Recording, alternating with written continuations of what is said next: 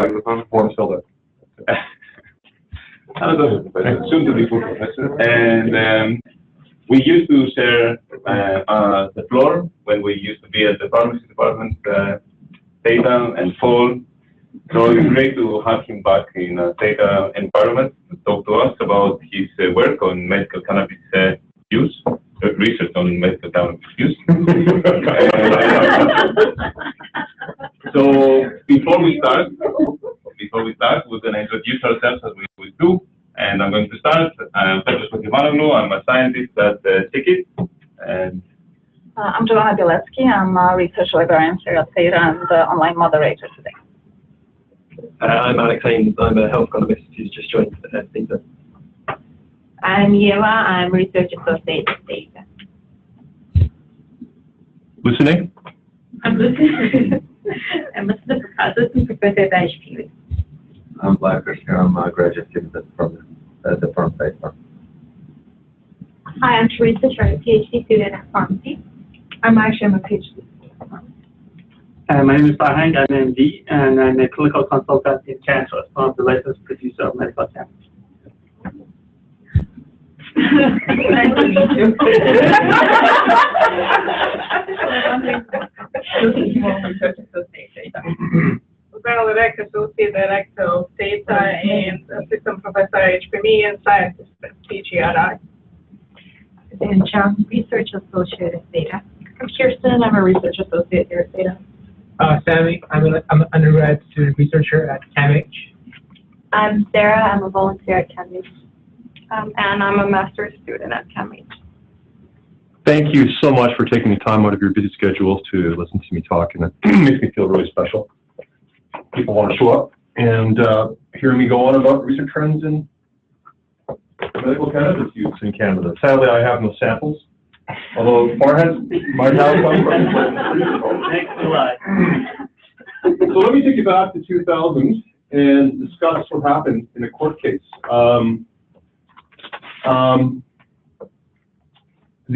Back in 2000 and earlier, there was no really formal way of getting access to medical cannabis in Canada. The only way of getting it was through a section of the Controlled Drug and Substances Act.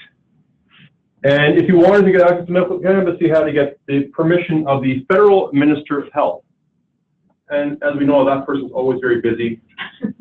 You have to book an appointment months in advance. And if you got this, to get the application, you had to get a really long application form filled out by doctors. 2 people were given access. It was very restrictive. How do you get access to the actual cannabis? It wasn't indicated. You had to find your own way of getting it. And then there was a case, a court case, that culminated in a appeal court ruling. In the Ontario Court of Appeal, a gentleman, Terrence Parker, had a severe epilepsy, and he found that conventional therapies were not working for him. And he found that smoking marijuana worked for him. And he was actually operating outside of this CDSA, so he was charged with possession. And the court said, hey, government, this is unacceptable. You have to have a formal system of getting access to patients. So what happened? The government introduced in 2001 the Marijuana Medical Access Regulations, hereafter the MMAR. Okay? Those were in operation until 2013. Now, how does this work? Well, there's the lengthy regulations, but there's 2 key points to the regulations. One is the authorization. How do you get authorized as a patient to use the stuff? And the legal source of supply. How do you actually procure it? Like, how do you actually get your hands on the stuff? Under these regs, Health Canada would be the ultimate arbiter of who received access. They gave access to severely ill patients. Yes. Provided that the patient's doctor was supportive and willing to fill out 3 pages of documentation. Okay, so people who are severely ill include people who are receiving you had really bad symptoms from treatment. So if you had nausea from chemotherapy, for instance, or if you were receiving palliative care, end-of-life care. And if you wanted to get, once you got access, you could actually procure it from Health Canada directly. You could buy it from them, or you could actually grow it yourself. Okay. Now, the government changed the rules in 2013 and then enforced them in 2014 under the MMPR, the Marijuana for Medical Purposes Regulations. Authorization changed. Now it was doctors and nurse practitioners who, at their discretion, would give approval. And the legal source of supply also changed. It was no longer home cultivation or Health Canada. It was you had to buy from a licensed producer, including the kinds that you're consulting for. These are commercial vendors that were regulated and approved by Health Canada. So the big change in the source of supply is they went from home cultivation or buying from Health Canada to buying from a commercial vendor. This is an online purchase, like an Amazon purchase. It goes directly to your home. Authorization also changed. It went from Health Canada granting access to severely ill patients upon physician support to physicians and nurse practitioners independently giving access as they saw fit. So that created a bit of a stink in the medical community. There was articles written that, doctors should not be put in a position where they have to, hand out marijuana or decide on this. And the provinces, each of the provincial regulatory boards that govern physicians, they also introduced their regulations governing the physician prescribing of this marijuana. Okay. So by April 2016, most provincial regulators had introduced various restrictions on the use of medical cannabis. Yes. So for instance, let's see, Quebec required you to, if you're a doctor and you want to prescribe it, you have to mute the patient every 3 months, send in a medical document to the licensed producer, yourself, have patients sign a written treatment agreements, have the patient enroll in a research study, so get informed consent, maintain your own registry, database of patients using cannabis as part of that study, have the consent form filled out by the patients, keep all your documentation separate for inspection by the regulator. So there's various restrictions imposed by different provinces. And these regulations were of different degrees of restrictiveness. Like New Brunswick, for instance, that imposed no restrictions. Okay. So that is the preamble to set up the research questions, which I addressed. The first being, what is the impact of this change and the regs have on the patient and physician participation in the medical access program? The second question is, what are the trends in cannabis prescribing?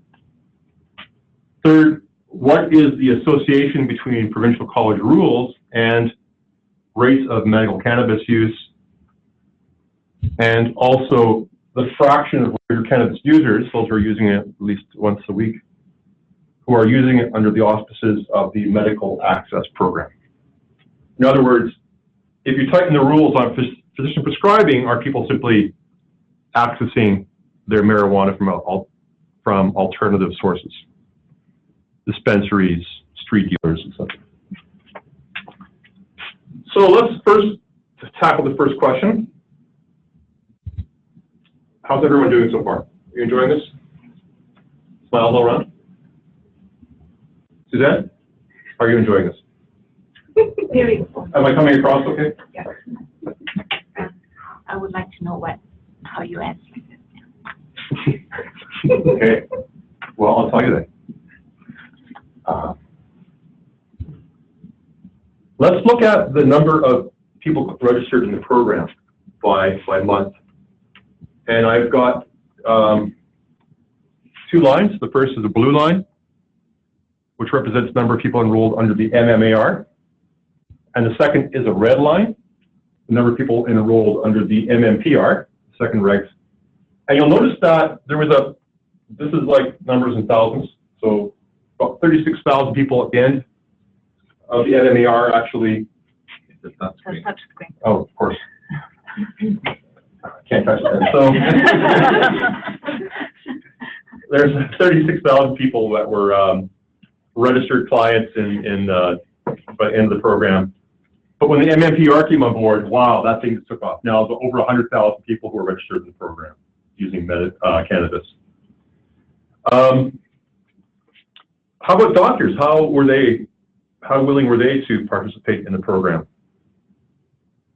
Well, doctors actually were more willing to support a application if Health Canada signed off on it than if they themselves were on the hook, right? So there's relatively fewer, a big drop in the number of prescribers under the new regs. But the number of patients increased. Not new patients, users increased. Yes. That means the number of clients per prescriber had to increase dramatically, right?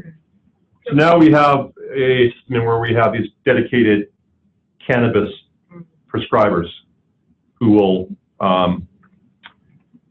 dispense to you. They presumably see large volumes of patients, upwards of 30 on average per prescriber. Yeah. Where does the data come from? Health Canada. Yeah. So yeah. They continued treating it, although they were no more the ones giving authorization, right? So it's good they continued capturing it. Good. Who? Health Canada. Yeah. They changed the authorization. Basically, who can do it? Yeah, they have. They get this information from the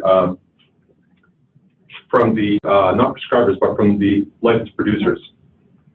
Now, this does not capture people who were obviously outside the program. This is all people who are registered under the licensed producer program. Okay, so we also have rates of shipments from licensed producers per 100,000 population. And you will see that there is tremendous variation across the provinces by month. The monthly rates vary a heck of a lot, yes? You have Quebec, which is relatively low. Alberta, they seem to like it a lot. They seem to be, lots of people are using Alberta. It's like depression rate. Yeah, after the oil shock, yeah. So we see upwards increase in the use of this program, and we also see Alberta becoming a particularly high user. So that leads me to my second question. I think we're going to have plenty of time for questions here. 1:20. And the question is, what are the trends in cannabis prescribing? What are the dosages, the amounts used, and the potency? Well, again, from Health Canada, we know that in terms of the actual amount of dry cannabis that's been authorized to patients, that these increased quite markedly over time. Yes? These went up to 20 grams a day near the end of the MMAR program. This is the authorized amount. So these are obviously sicker patients. Yes, so they're going to be using maybe a lot of cannabis to help them along. Under the MPR, because it's now The indications have opened up because doctors can use their own discretion, and the actual, we now see reductions in the rates of, in the grams per day authorized. How about the potency? Well, we actually have no data on the potency of the medical marijuana that's prescribed, but we can infer it. How do you infer it? Well, you have, under the new regs, the MMPR, we can look at what's actually being sold offered on the market. And, right, so here's the data from June 2015. So what we did is we plotted in Canada, in CBD THC space, where every doc represents a different product available, and we've graphed their percentage CBD and percentage THC. You know what THC refers to? Farhan? Yeah. What's the question, sir? What is THC? It's the delta-9 tetrahydrocannabinol. Yeah. And what effects does this have on humans? Actually, it's responsible for euphoria, but it should be used as an antiemetic. It should be used as a sleep aid, as an appetite stimulant. It can trigger psychosis. So the majority of side effects of cannabis, or marijuana, is associated with THC, right? Including euphoria, anxiety, panic attacks. But it has some medicinal, therapeutic effect as well, including pain reliever, antiemetic. And how about CBD? That refers to cannabidiol? Cannabidiol, and it's non-psychoactive. It's responsible, as you mentioned, the case of epilepsy. Refractory epilepsy can be used. Actually, there's a trial in the US for pure CBD for refractory epilepsy. It should be used as a spasmolytic, like in case of Sativex for MS patients. There are some publications regarding anti-inflammatory effects of CBD. Okay. And also anxiolytic effects of CBD. Really? Okay. And sorry, the other role is mitigate the side effect of THC. So if the patient gets a higher THC-CBD ratio, the risk of side effect is higher compared to balanced CBD-THC ratio. Okay. The psychological component, is it dopaminergic? Anti-epileptic, you mean? Is it dopamine? Does it work on the dopamine? It works on dopamine as well. Actually, it is one of the proposals because there are some studies and some hypotheses regarding working on movement disorder like Tourette syndrome and Parkinson's disease. Right. For epilepsy, there are a couple of mechanisms of action. One of them is blocking the calcium channel, so they reduce the excitability of the nerve. But there are other proposed mechanisms of action is controlling GABA. So there are lots of mechanisms. I think the reason that we don't have enough, the reason that we don't know exactly because we don't have that much basic research on the cannabis. Right. Okay, thank you for that. That was helpful to have you attend the presentation. Can I let you know next time I'm giving a presentation on this stuff? Come with me. And can you do any jokes? So I've also graphed the prices. So some of these drugs are quite low, like some are $1.75 a gram. The darker the dot, the more expensive it is. Like some are $15 a gram and some are lower, like less than $5 a gram. So there's lots of variation in the prices. Presumably there's also different strains of this stuff. There's in sativa is one strain, and there's also indica. And apparently that makes a difference as well to the therapeutic effect. So yeah. Now that's 2015. Let's go ahead 12 months, 2016. What do we see in the market? We see a bit more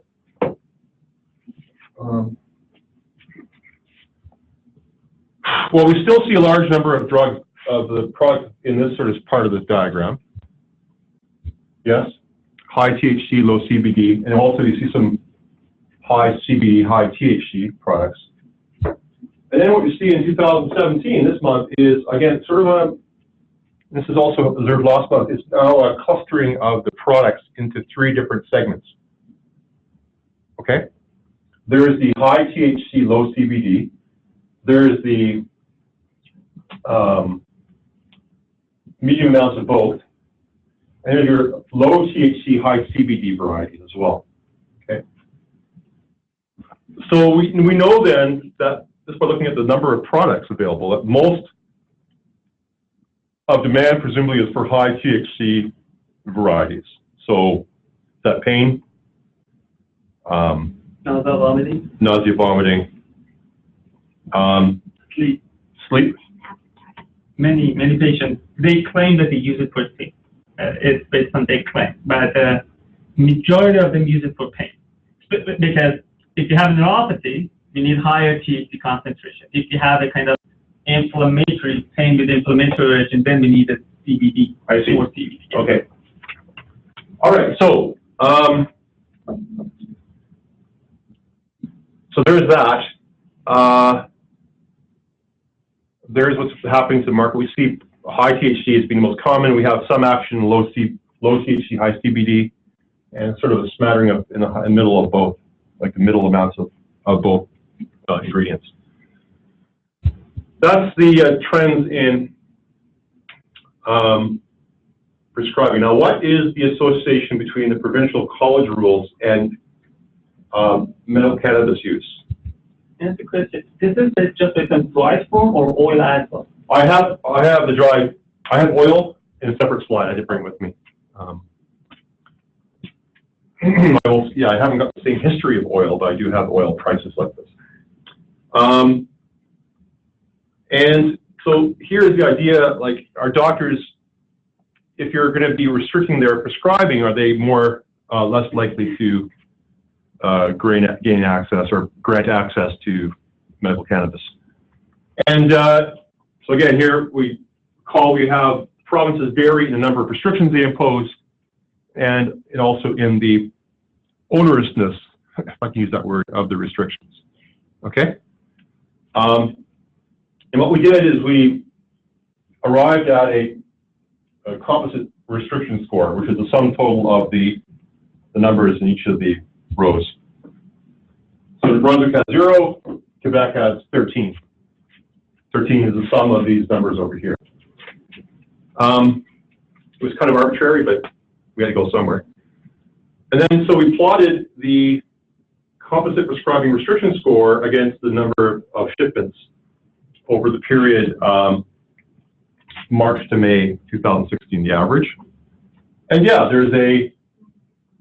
appears to be provinces which are more restrictive in their prescribing restrictions, or doctors in those provinces are less likely to prescribe this stuff, or there's a few lower rates of shipments.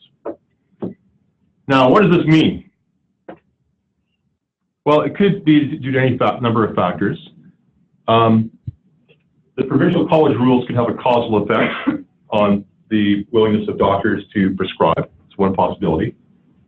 It could be a third variable we don't observe, which is correlated with both the prescribing restrictiveness and the rates of use of medicinal cannabis.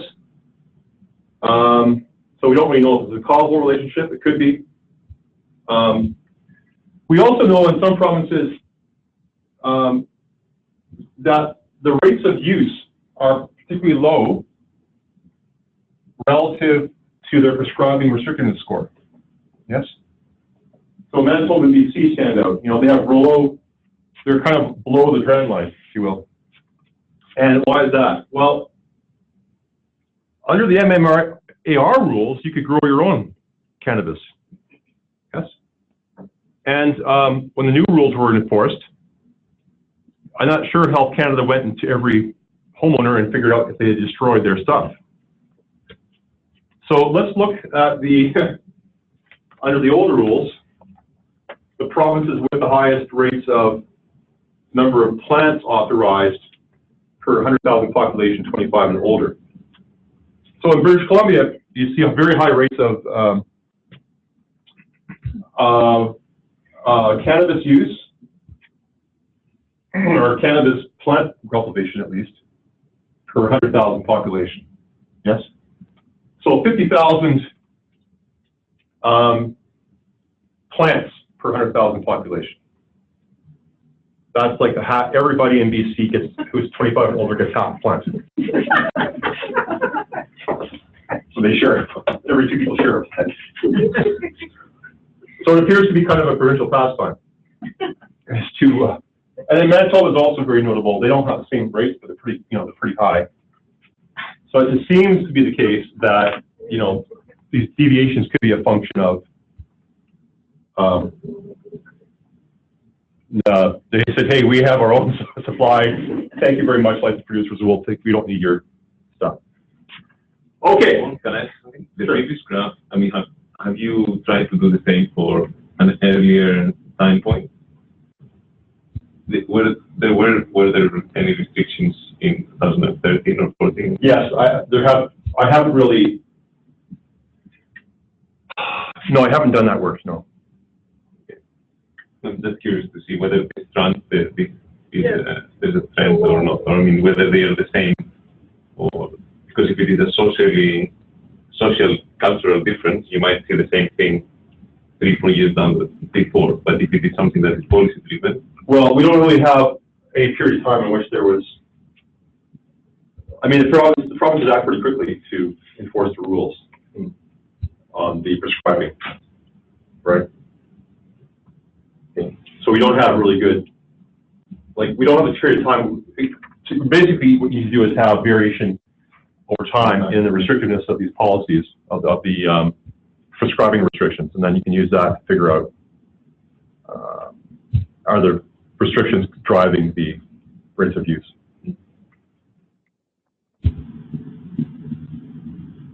So, so we have large numbers of plants which are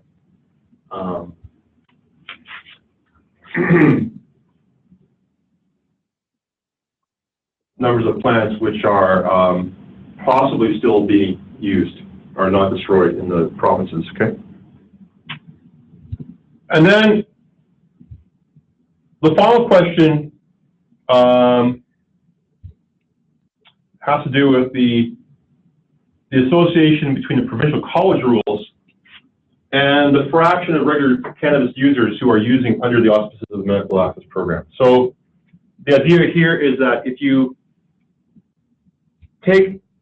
impose these restrictions, you're going to get people simply moving out who are using for medical purposes, who are simply procuring their cannabis from alternative sources. Yes? So how do we do this? Well, we looked at data from a recent survey, the Canadian Tobacco and Alcohol Drug, CTADS, yes? And we got from that survey estimates of the number of individuals who are using regularly, that is, daily or weekly, cannabis 2015. Okay. And you'll see that these numbers vary in terms of the share of the population 15 plus by province. So you have some provinces like BC where it's probably 10% of the population is using this stuff daily or weekly. Okay, it's amazing to get any work done. And you have some provinces where it's only 3%, like PEI. Right? Of these regular users, I also figured out what fraction report using for medical purposes. So we have anywhere from 31% to 50%. And the second question I asked is, of these regular users, what fraction are enrolled in the medical access program? Okay, so that varies in Quebec from 0.4% to upwards of 8.2% in New Brunswick. Right, so there's pretty big variation. Now, what if we took the correlation between the prescribing restrictiveness score and this over here? Yeah? What if we did that? And then this is what you get. Okay? So you get a negative relationship. So the more restrictive the is the composite cannabis prescribing restriction score, yes, the lower is the fraction of regular users as defined by the people, respondents to the CTADS, the Stats Canada survey, who are enrolled in the medical access program, okay? So it seems that the provinces are, by imposing these restrictions, are pushing people out of the medical supervised program. And they're now procuring the cannabis on their own from dispensaries or street dealers, for instance, okay? And that may or may not be a good thing. I mean, presumably if you're being managed for anxiety or other health problems, wouldn't it be nice to have a doctor supervising this? Would it not make sense to have some physician oversight? Would you agree? I mean, Sure. I mean, so it's one of those harm reduction strategies. You have to think about, you know, ideally you'd want to have, you know, it's kind of a situation where you want to have really good evidence on the stuff, have it become a formally regulated drug like a other drug.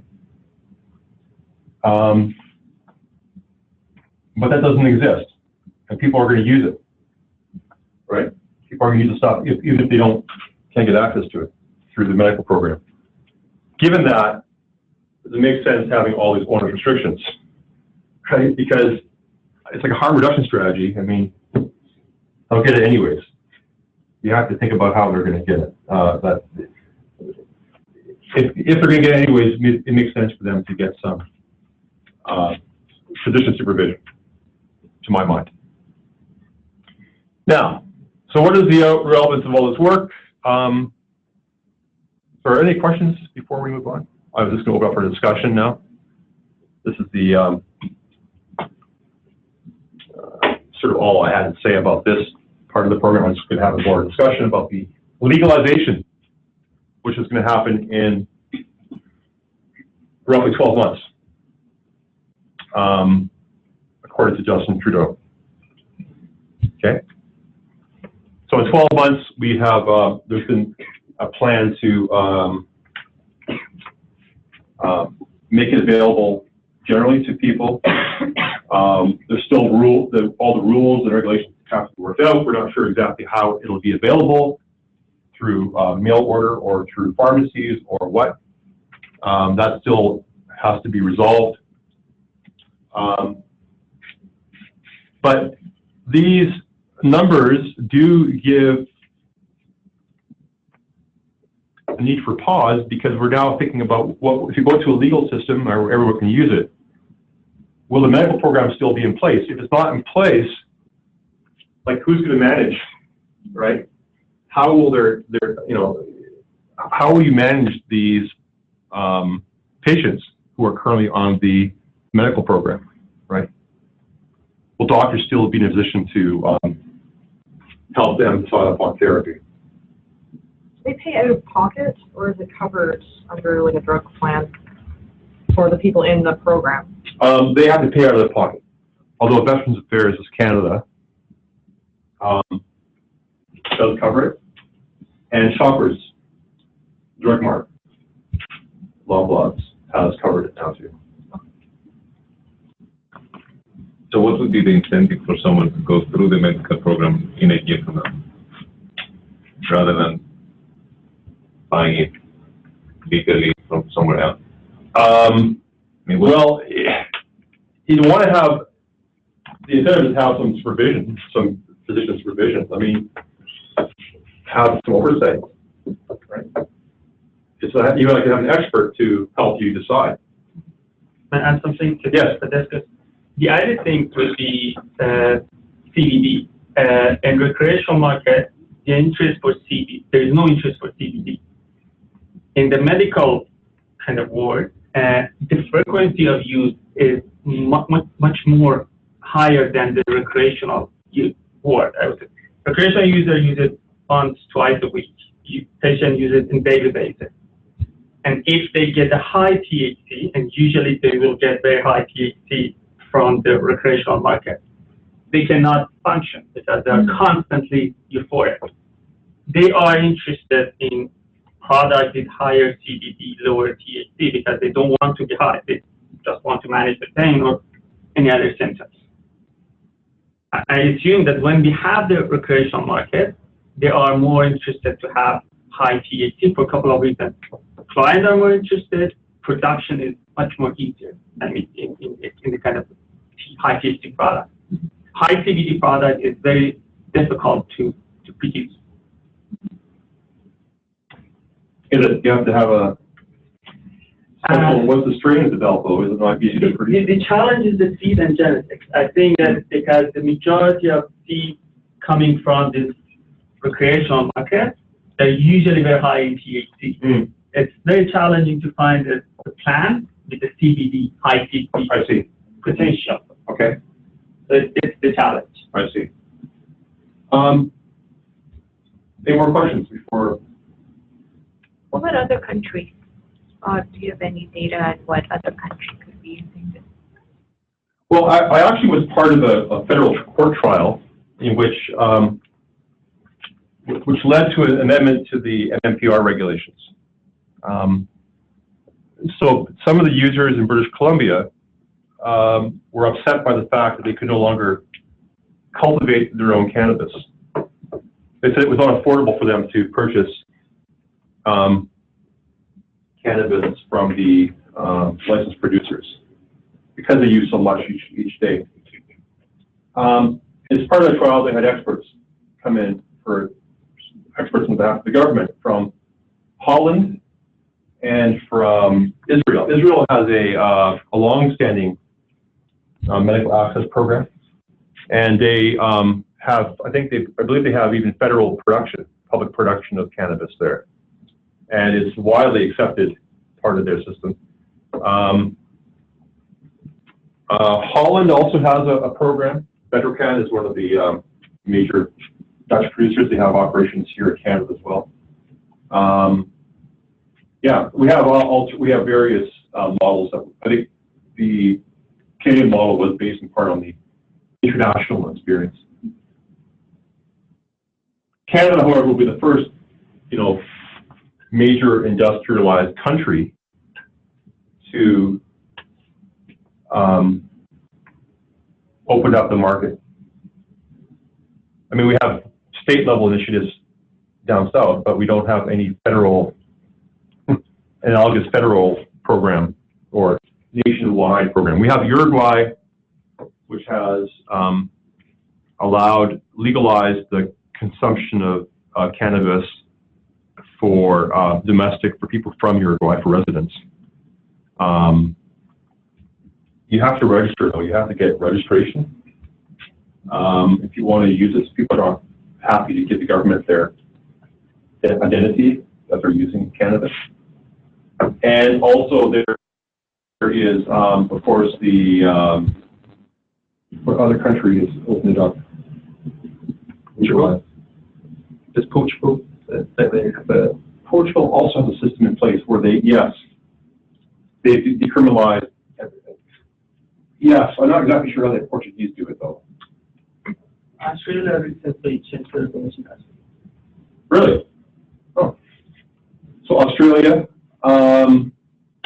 they're considering adopting, I mean, it's still in the process, I think. They're not actually there yet. They're starting adopting it. They're starting the Canadian model. They're starting the discussions, at least, to open up the market. I mean, the questions about opening up the market, these go back, of course, to questions of Milton Friedman. For those of you who studied economics, right? This is now the question about should individuals be allowed to choose for themselves what is best for them? How much state paternalism do we require? The impact of criminalization on the market itself and the production side, the supply side, of course, gets corrupted by criminal forces who have an interest in who will use various means to ensure their market supply is, their market share is held up. So yeah, that's another interesting aspect of this whole debate is the social welfare consequences of opening up the market to, or decriminalizing the production and consumption of cannabis. How do people currently register in the MMPR program? Is it as simple as having a prescription, and then when that prescription gets filled, then they're automatically registered? Yeah, you don't have to, there's no registration required at the federal level. It's simply a registration with a licensed producer. So you go to the website for your favorite licensed producer. So theoretically, someone, and I'm saying theoretically because it's done in practice, someone can get a prescription from a naturopathic doctor. How would that be registered with that licensed producer? I don't know if the naturopaths are able to do that. I think it has to be medical doctors. Just MD and nurse practitioner. Nurse practitioner, MD. MD and nurse practitioner. None of the nurse practitioner regulatory bodies, however, have allowed nurse practitioners to prescribe. So the way you get, so what happens is that you get your prescription from a doctor, not a prescription, technically it's a medical document, that gets sent into the licensed producer, and they fill the order. And they keep records that Health Canada uses. Are there questions online or? No. It's a bit dangerous, but how much we know about the long-term effects of chronic use? Well, I think it's, there have been large numbers of studies done recently, or not studies, but review, like compendiums or meta-analyses.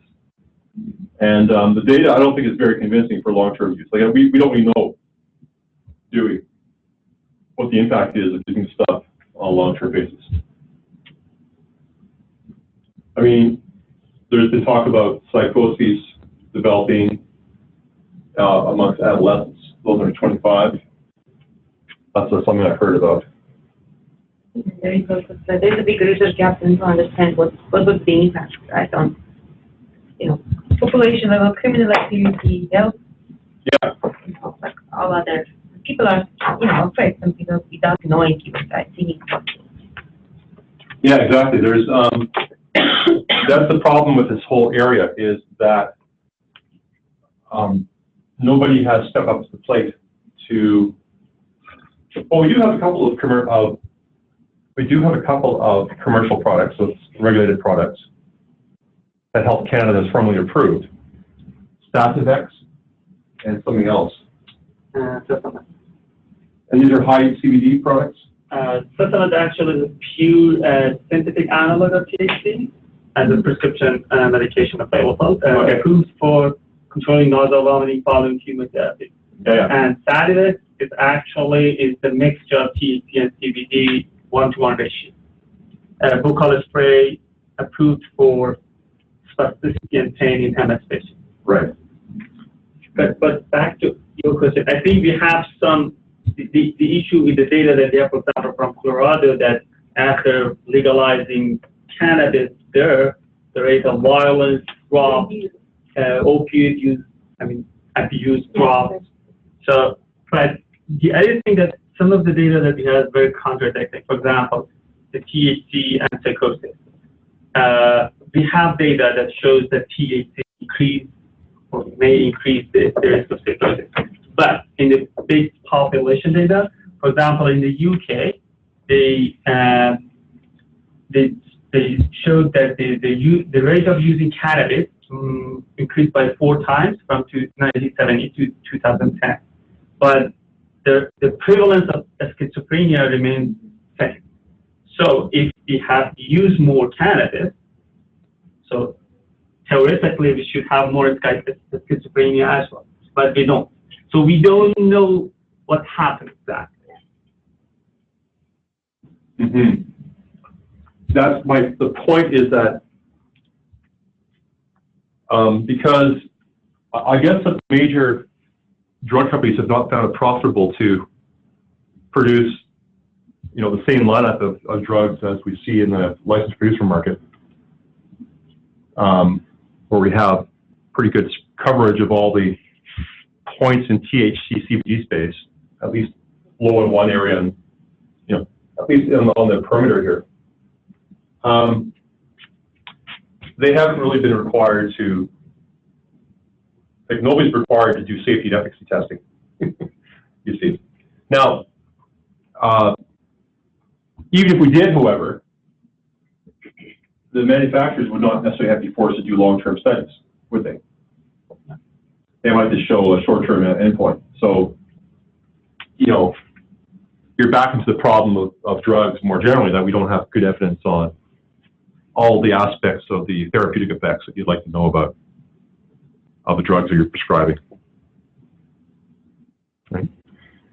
And the other big question that people have been asking is, of course, is the impact of the coming legalization of cannabis on the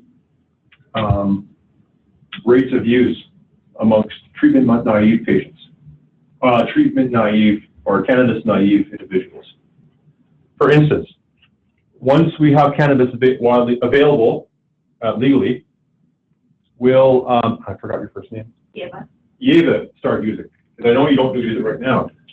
How do you know? I understand somebody. Yeva? Yes. So would you start using? On a regular basis, no. Would you do it maybe on the weekend?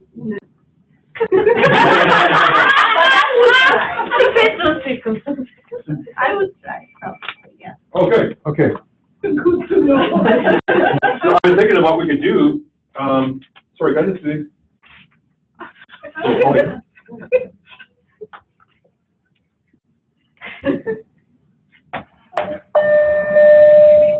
Yes. Your attention, please. Code blue, 9 Eaton South, room 410. Code blue, Sorry. 9 Eaton South, room 410. I don't have to listen to that. Code blue, 9 Eaton South, room Could you leave out my 410. voicemail? I'm just in the middle of a presentation right now. You don't mind? Thank you so much. Bye now. I apologize for that. My kid's doctor was, sorry. What was I saying? About Yeva?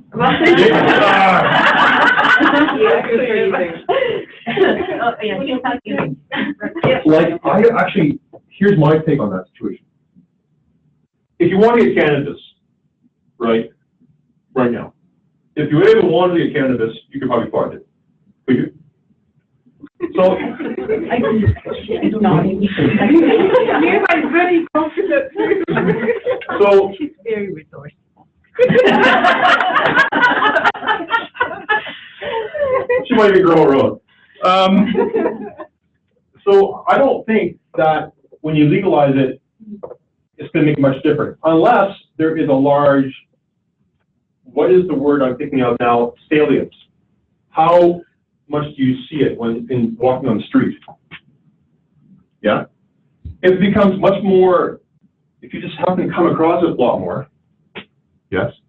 Like if you walk down the streets of Toronto, you'll see a lot of coffee shops. Right now, so you're always thinking about coffee. Oh, coffee, Joe's coffee. Maybe I'll have a coffee. So if you have a thing widely available, yes, that might increase consumption because of people now becoming, it's top of mind. Yes? But if it's simply something you have to get from a mail order thing or something, I don't know if people would actually do it because it's pretty easily available in a lot of places right now. Yes, you can go ahead and get it from, I think on Danforth, they have places to buy it, yeah? You're looking very sheepish right now. They closed down by some. Yeah? Yeah. But,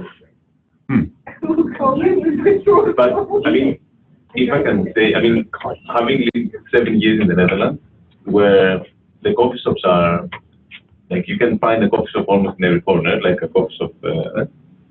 It's not, like people, it's part of their everyday even for those that they would come in and go out, first of all, you would be surprised at who goes in and out. It's not like it could be an old lady, it could be people like they come back from work, and I don't think that has any impact on your everyday perception of criminality and danger. It's just part of your, part of the city is having a coffee shop around. I don't know what the data say about the Netherlands before and after, although it has been kind of, I don't know whether there was a clear date of before or after. Well, Holland has had these things going on for a long time. I don't, if the before date would be like probably in the 70s or 60s. Yeah, that's the thing, where data are not really available, but the data in Portugal is really reassuring. I mean, that's more extreme. They decriminalised all drugs, and their approach was more about, so for example, heroin users. They were more concerned about people taking heroin as a condition in itself. Like if someone's taking heroin, something's not right with that person. So it's more about offering that person support rather than, branding them as a criminal, which isn't going to solve anything. And all the data that they've had since the decriminalisation has been very positive in terms of crime and overdose rates. I think Sir Richard Branson was involved in some initiatives or, symposia examining this and was advocating it for Britain. I mean, my question for Portugal is this. Do they, how do you get access to it? Do you have to demonstrate that you're a heroin addict, first of all? No, so I think the idea is, production and selling it is still illegal, but the consumption of it is. So, as long as you're not carrying an amount that would be seen as branding you as a seller, then you wouldn't be prosecuted. I see. Interesting. So that suggests then that people who have their own supply already can function without the fear of prosecution. Can consume it without the fear of prosecution. Yeah. And I think the main thing is if you come forward, they offer you help. They won't, they'll help you with rehabilitation. Okay, interesting. Yeah. For that trust, can you exclude the patient coming from covered by Veteran Affairs program? The reason that I ask because Veteran Affairs is said covered 100%, and majority of them claim that they use it for PTSD, and for some reason that they don't know, they use very high THC product and very high dose. So my point is that it might be the percentage of THC and the percentage of patients, from Veteran Affairs, overrepresented in that chart. It's the reason that we have that much high THC, because when we launched oil, we realized that the majority of patients, especially naive patients, are more interested in CBD oil, not the THC. So if we can kind of separate the veteran, because house economists here, it is reimbursed 100%. Yeah. Compared to the patient should pay out of pocket. Well, I don't really know the effect of the demand from Veterans Affairs beneficiaries on the composition of product available as part. It'd be hard to. It's just simply data that I extracted from websites. Yeah. I suspect that the rates of use, as we saw earlier, are highest, particularly high in Alberta, yes, but New Brunswick and Nova Scotia, where a relatively small fraction of the population are using the stuff. But amongst the users, I guess they use a lot. So, and these are two provinces, obviously, with a large veterans population because they have all the naval bases there. Well, naval base in Halifax, and the military base in New Brunswick, Gagetown, and other bases as well. So there's a heavy veterans, there's a large veterans population in this province. So, yeah, I think there could be some. You're probably right. There's probably some demand from those individuals. to treat PTSD, would you require a large THC drug? Actually, I don't know. The only data, I think there's just one published study from Ottawa, and it was on settlement, PUTHC. We don't have very big studies on in percentage of THC, but what we see is, among the PTSD patients, they use high THC. And it is very kind of surprising for us because THC triggers anxiety, especially high THC. But the way that it works maybe it's different from PTSD. So they should be using high CBD for anxiety. Yes, but it is not normal anxiety. So it is not categorized as other anxiety disorder. So the idea is that THC helps them to kind of disassociate themselves from the bad memory that they have. So it works on the amygdala, they have receptors there, so it's not very straightforward. So theoretically they should use high CBD, but for some reason they use high THC. But the high THC does help them dissociate from the bad memories. There are some evidence suggesting that. So they should use high THC then for PTSD. We cannot say because we don't have data that says what should they use, but I think that historically they use high THC products. Okay. Interesting. All right. Given that it's 2 o'clock already? Yes. If there is one last pressing question, we can discuss that. Otherwise, I don't see it. Then we would like to thank you for the presentation.